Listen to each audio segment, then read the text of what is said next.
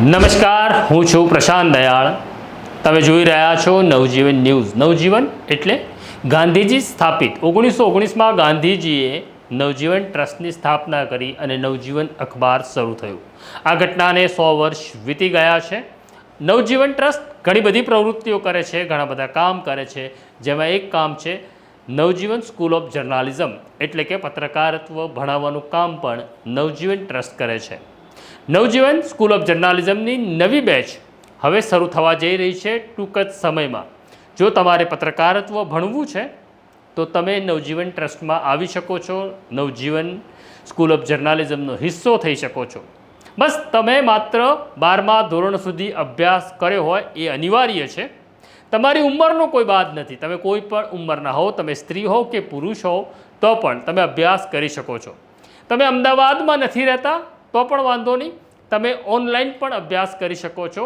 આમ ઓનલાઈન અને ઓફલાઈન અભ્યાસ કરવાની બે વ્યવસ્થા છે. સ્કૂલ ઓફ જર્નાલિઝમમાં તમે અભ્યાસ કરવાની સાથે નવજીવન ન્યૂઝમાં પણ તમે સાથે કામ કરી શકો છો, તાલીમ લઈ શકો છો. આ એક માત્ર પત્રકારત્વની એવી સ્કૂલ છે કે જ્યાં પુસ્તક ભણાવવામાં આવતું નથી, જ્યાં સીધું તમે પ્રેક્ટિકલ અભ્યાસ કરો છો. નવજીવન સ્કૂલ ઓફ જર્નાલિઝમે 5 વર્ષ પૂર્ણ કર્યા છે અને અહીંથી પત્રકારત્વનો અભ્યાસ કરી અનેક વિદ્યાર્થીઓ પત્રકારત્વનું કામ ઉત્તમ પત્રકાર તરીકે કરી રહ્યા છે. જો તમે પણ પત્રકારત્વ ભણવા માગતા હો, તમે પત્રકાર હો તો પણ તમારો પત્રકારત્વનો અભ્યાસ બાકી છે, તો આવો, એડમિશન શરૂ થઈ ચૂક્યા છે, તમે એડમિશન લઈ શકો છો.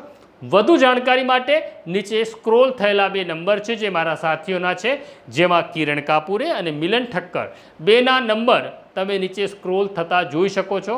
તમે તેમનો સવારે 10 થી સાંજના 6 સુધી સંપર્ક કરો અને તાત્કાલિક એડમિશન લઈ લો, કારણ કે અમારી પણ કેટલીક મર્યાદાઓ છે, અમે વધુ એડમિશન આપી શકીએ તેવી સ્થિતિમાં નથી. તો આવો, નવજીવન સ્કૂલ ઓફ જર્નાલિઝમમાં તમારું સ્વાગત છે. પત્રકારત્વની સફર માટે આવો, અમે તમારી રાહ જોઈએ છીએ. વૈષ્ણવજન તો તેને કહીએ જે પીડ પરા